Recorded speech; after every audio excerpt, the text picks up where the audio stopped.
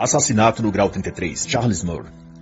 Este não é um trabalho de análise literária e não reproduz as opiniões e pontos de vista do autor. Pode conter ilações, comparações ou exemplificações para a cultura política do dia ou eventos atuais. Recomenda-se também a leitura da obra no seu todo.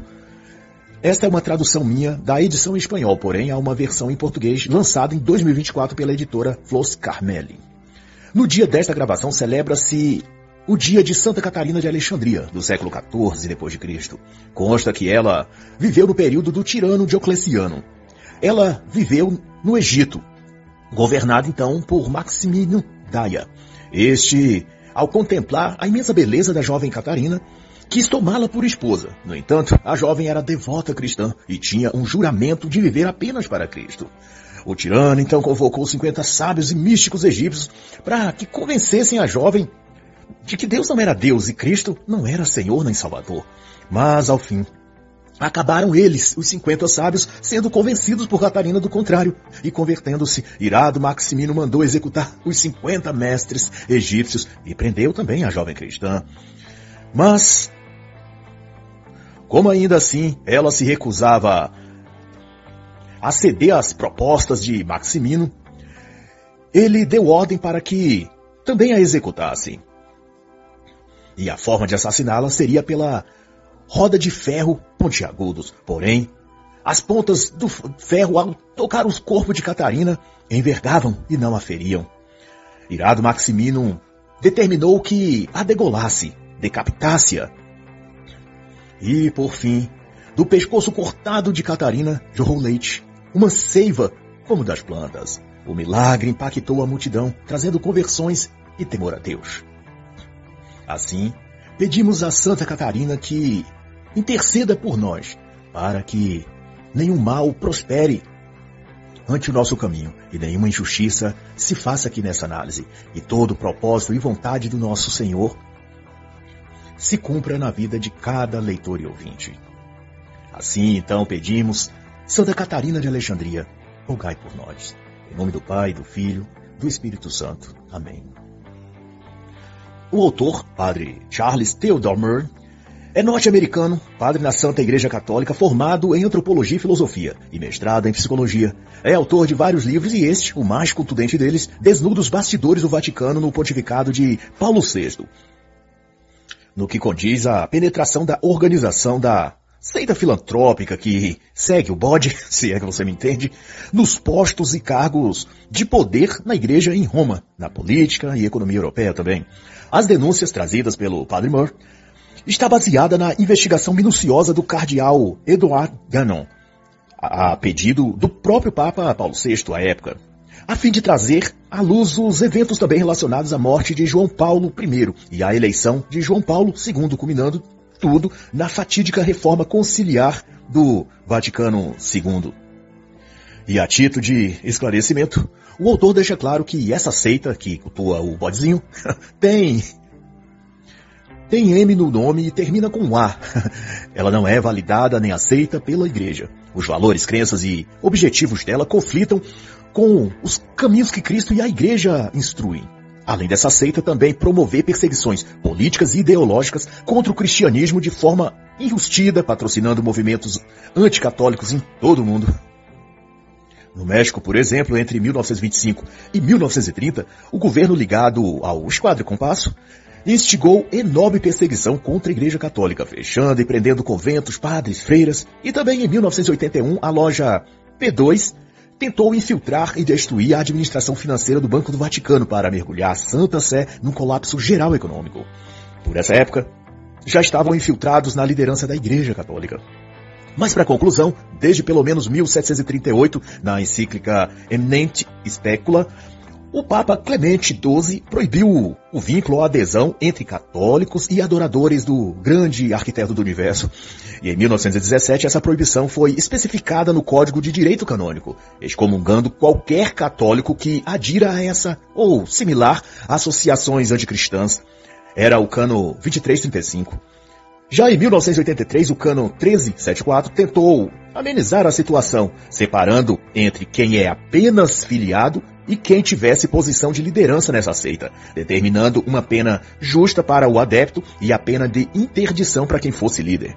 De qualquer modo, se manteve a proibição de se fazer parte dela. E assim o autor faz ainda a ressalva de que o papel desses adoradores do bode infiltrados na igreja esteve sempre focado em dois âmbitos. No papel político, alcançando e ocupando cargos de alta patente no clero e no Vaticano, para de lá influenciar nas decisões burocráticas e oficiais da Santa Sé.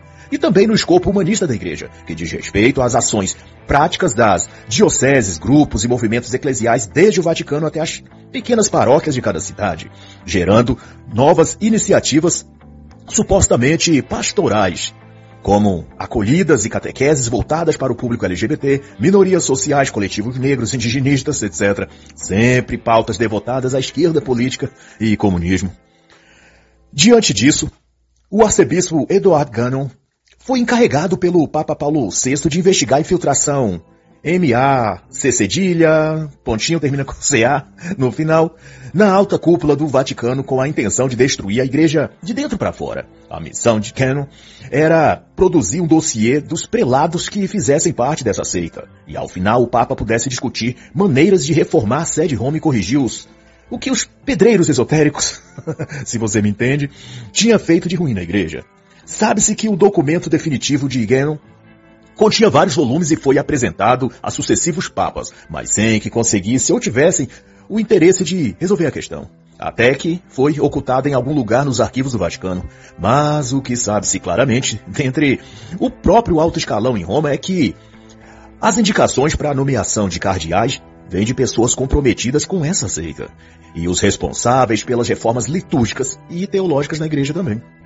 Mas, dentre outras coisas, o autor dedica algumas páginas, cerca de 2 capítulos, relatando sua amizade com o professor Padre Marini, na época do seminário, e de como ambos se aliançaram ao arcebispo Gannon, que fez, a pedido do Papa Paulo VI, como já dito, a extensa investigação sobre a infiltração daquela seita do compasso e esquadro nos altos cargos da Santa Sé. O padre Charles Moore descreve como se formou o elo de amizade entre eles e como foi o empenho de Gannon para concluir suas pesquisas, que durou 3 anos pelo menos, recebendo ameaças de morte, muita pressão e perseguição de todos os tipos. Nessa descrição eu destaco algo da história de Mario Marini, que foi quem aproximou Moore de Gannon. Marini era filho de um casal ateu e comunista ativo, e quando manifestou aos pais o desejo de seguir a vocação sacerdotal, ele foi sabotado e odiado pelos próprios pais. Eles o forçaram a estudar engenharia na faculdade e tentaram de tudo para desviar o filho do caminho sacerdotal. Então, só depois de se formar engenheiro como o pai Marini queria, é que ele conseguiu ingressar no seminário de teologia, mas não sem ser deserdado pelos pais. E foi só pela providência divina que conseguiu, bem distante de sua cidade natal, ser aceito para se formar padre. O mais relevante nisso é que seus pais só o desprezaram e perseguiram porque tinham suas mentes doutrinadas pela ideologia comunista. E comunismo é isso, o ódio e perseguição a Deus e aos cristãos, o que nos leva a pensar no grau de demência e corrupção moral e espiritual que estão as pessoas para seguirem a doutrina marxista e ainda se dizerem cristãos. Sendo que o comunismo é totalmente anticristão, é algo das trevas que, aonde é instalado, persegue, mata, prende quem se declara cristão. Na Nicarágua, China, etc., padres e freiras são assassinados, presos ou expulsos por serem crentes em Deus e praticarem a religião. Karl Marx odiava Deus e a fé religiosa, e tanto que fundou a própria religião, que é o marxismo, onde ele é o Deus, e o materialismo dialético é o único dogma. Mas agora os fanáticos e mau caráter fingem que o cristianismo e o comunismo são compatíveis, e aderem à teologia da libertação, à teologia da missão integral, e saem por aí contaminando as paróquias e templos evangélicos com falácias de inclusão social, LGBTismo, interseccionalidade, teoria crítica racial, feminismo e todas essas pragas, inclusive a teoria do adornamento e da Igreja Sinodal de Bergoglio. Isso é também coisa comunista plantada por falsos cardeais, bispos e padres infiltrados para destruir a fé cristã desde o Vaticano. Mas de todo modo, em junho de 1972, na solenidade de São Pedro e São Paulo, na Basílica de São Pedro no Vaticano, o então Papa Paulo VI tinha declarado que, por uma fresta, a fumaça de Satanás havia entrado no templo de Deus. No contexto da reforma litúrgica promovida pelo Concílio Vaticano II, já nessa época, o cardeal Dino estava prefeito da assinatura apostólica, o Supremo Tribunal da Igreja, e também o cardeal Silvio Oddi apresentaram ao Papa contundente documentação denunciando pelo menos 2 altos membros da Cúria Romana, o cardeal Sebastiano Baggio, prefeito da Sagrada Congregação para os Bispos, e Dom Annibale Bugnini, vice-secretário da Sagrada Congregação para o Culto Divino.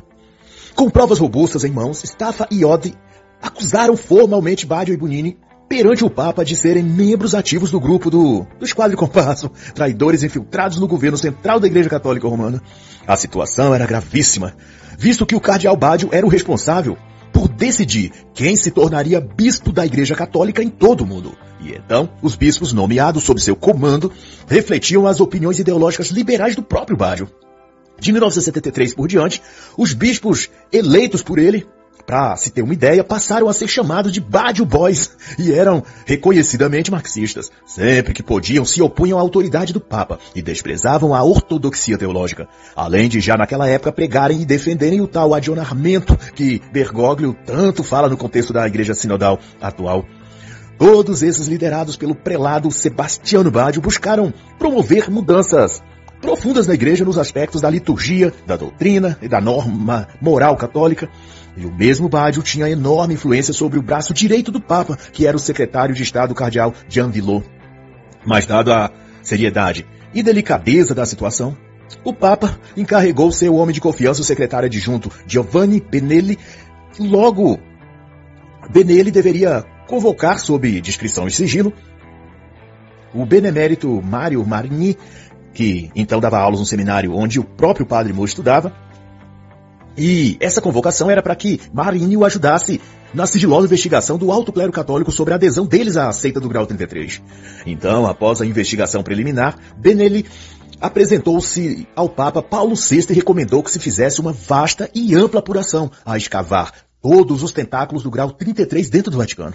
As investigações prévias apontaram, então, para a influência da seita até mesmo do Banco do Vaticano nas finanças da Santa Sé.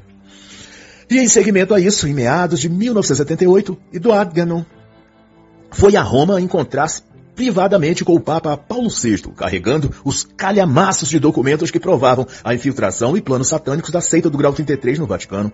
Aquele ano, em especial, estava sendo caótico, tanto para a Santa Sé quanto para a Itália como um todo. Meses antes, o próprio ministro Aldo Moro tinha sido sequestrado e assassinado pelos comunistas que intentaram tomar o poder no país. Essa mesma influência marxista também agia no entorno do Papa, sob direção dos homens do Esquadro e Compasso. E de todo modo, a investigação de Guénon tinha durado 3 anos e apontado com total certeza e clareza o envolvimento com a seita, com o marxismo institucional ou com ambos. Vários padres, diversos bispos e pelo menos 2 cardeais do mais alto escalão do Vaticano. E de início, então, o secretário de Estado e o secretário adjunto, estando eles próprios comprometidos com o grau 33, de tudo fizeram para que o Papa não se encontrasse com Guénon e tomasse conhecimento da trama política esotérica que dominava a Cúria Romana.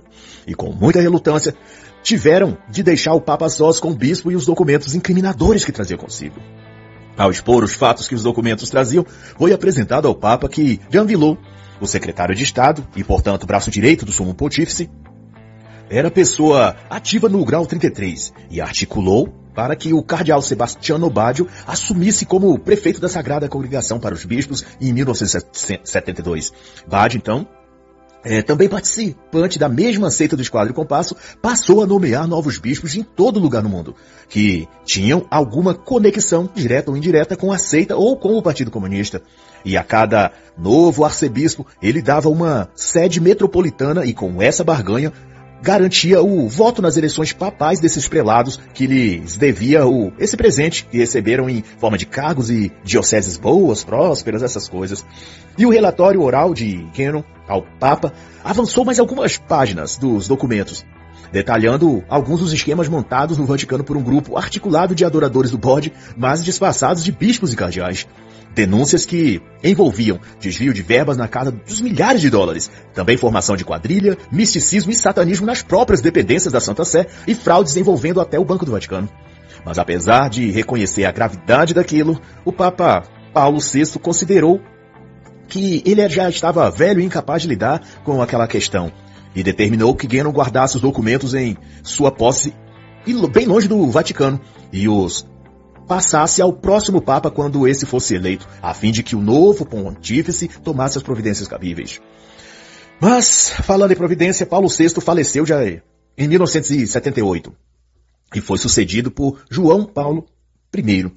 Esse, tendo a oportunidade de remover dos seus cargos os hereges infiltrados, optou, num primeiro momento pelo menos, de mantê-los, o que deu a esses a oportunidade e acesso a setores e pessoas que não deveriam mais ter. Uma ovelha que queria andar perto demais dos lobos acaba sendo devorada, né? Contudo, o novo Papa tinha alma e coração cristão, e era verdadeiramente um católico e amava a igreja. E enquanto mantinha os lobos devoradores por perto, articulou com fiéis amigos que lhes trouxesse e desse a conhecer os bastidores da seita infiltrada no Vaticano. E nesse propósito solicitou que os mesmos documentos que antes tinham sido apresentados a Paulo VI, compilados por Guénon, fosse agora trazido a ele. E sua intenção parecia ser desmascarar todos esses lobos em pele de ovelha que escondiam-se por trás da túnica e batina ali na Santa Sé. E na audiência privada entre o Papa, João Paulo I, e o arcebispo Guénon, o pontífice fez saber que partilhava das mesmas apreensões de Paulo VI, de que a fumaça de Satanás tinha sim entrado na igreja. E Guénon descreveu ao Papa alguns dos malfeitos do arcebispo Bonini, adepto do grau 33, com a óbvia intenção de reformar a igreja e adaptá-la ao mundo, e abrindo brechas para Satanás.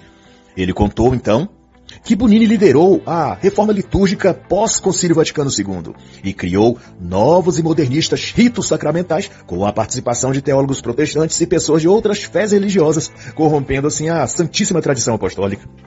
Annibale Bonini foi o arquiteto da Missa Nova, introduzida a partir de 1969, pelo menos. Mas à frente de mudanças até mais satânicas e perigosas da igreja, estava o igualmente adepto do grau 33, o cardeal Sebastiano Baggio.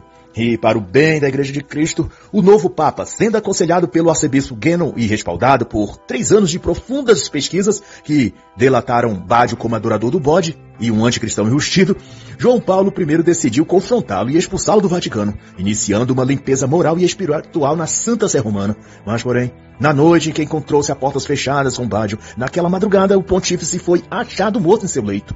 Exatos 3 dias após falar com Guénon e desvelar a corja do esquadro compasso e 33 dias após ter sido coroado Papa. Em seu lugar, Karol Wojtyła foi sagrado Papa, e os mesmos cardeais do diabo permaneceram no poder, já que João Paulo I não houvera tido tempo para efetuar as mudanças necessárias, sendo, ao que tudo indica, assassinado antes.